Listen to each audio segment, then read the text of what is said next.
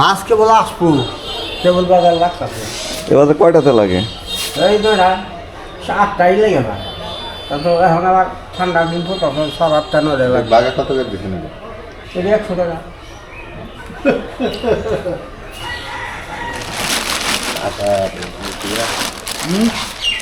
কোন জায়গার মাছ এগুলা? এগুলা নদীর মাছ, এই কুলের মাছ। মাছ আসবো এখন আসবো সার না।